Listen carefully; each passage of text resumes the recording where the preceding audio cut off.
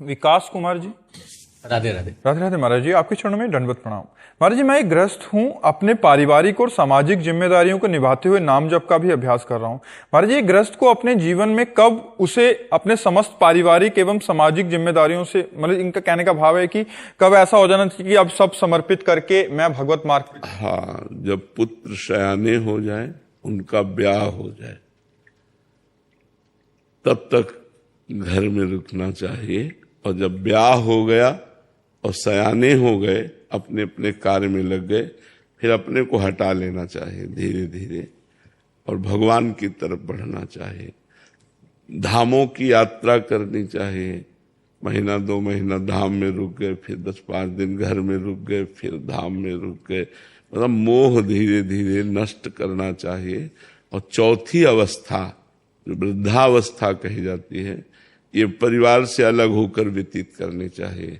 तो उसे जो सन्यासियों का मार्ग है ना, सन्यासियों के मार्ग से जो गति प्राप्त होती है, उस गृहस्थ को वही गति प्राप्त होती है जो सन्यासियों। क्योंकि हमारे सनातन धर्म में 4 आश्रम हैं। पहला है ब्रह्मचर्य आश्रम, दूसरा है गृहस्थ आश्रम, तीसरा है वानप्रस्थ आश्रम और चौथा है संन्यास आश्रम। चारों आश्रमों का पालन करना चाहिए मनुष्य शरीर में। तो पहला ब्रह्मचर्य आश्रम, दूसरा गृहस्थ। अब गृहस्थ में जैसे आपकी संतानें पढ़ लिख गई, उनका ब्याह हो गया, वो व्यापार नौकरी आदि में रत हो गए, अब अपने को हटा लेना चाहिए और फिर बिल्कुल निर्मोही होकर भगवान को समर्पित करके फिर वनवास करना चाहिए। तो अब वो ऐसा समय नहीं रह गया कि हम जंगलों का कंदमूल फल खाएं, ऐसा समय नहीं रह गया। समय के अनुसार साधना होती है। जैसे आप पानी नहीं पी सकते कहीं का, पहले नदियों का पवित्र पानी गंगा यमुना का पी सकते, अब आप पी नहीं सकते, इन्फेक्शन हो जाएगा, मर जाओगे। क्योंकि बड़े बड़े सीवर लाइन गिर रही हैं, तो नदियों का पानी तो पीने लायक नहीं रह गया कि भरपेट पानी पी लो। अच्छा, कुआं रह नहीं गए, हैंडपैप चले, वो भी खत्म। या तो घर में अपने फिल्टर लगवाओ और या 20 रुपया 25 रुपया की एक बोतल मिलती है।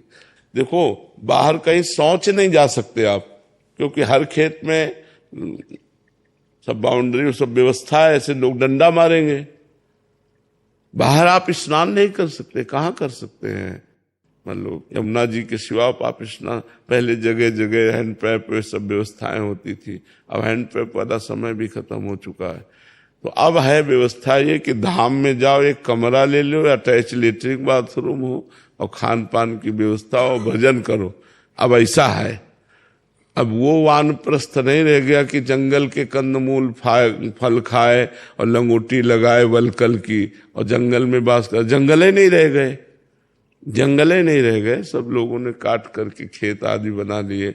अच्छा, किसी के बेर अमरूद के पेड़ हैं तो आप तोड़ के खा नहीं सकते, नहीं पीट देगा। तो अब कुछ ऐसा नहीं रह गया जैसा शास्त्रों में लिखा है कि वानप्रस्थ कैसा कठोर तप करे वो। तो अब यह है कि धाम है, काशी है, हरिद्वार है, ऋषिकेश है, ऐसी जगह अपना कमरा ले ले और वास महीना 2 महीना 4 महीना या आजीवन वास करे और भजन करके परिवार से दूरी शरीर त्याग दे। ये जरूर है कि अंतिम समय परिवार से दूरी शरीर त्याग करे धामों में, तो उसको वही गति प्राप्त होती है जो भगवान के प्रेमी संतों को गति प्राप्त होती है। वो भगवान के लिए अपने परिवार का मोह त्याग करके धाम आदि में जीवन जितना बचा है उतना व्यतीत करते हुए, भजन करते हुए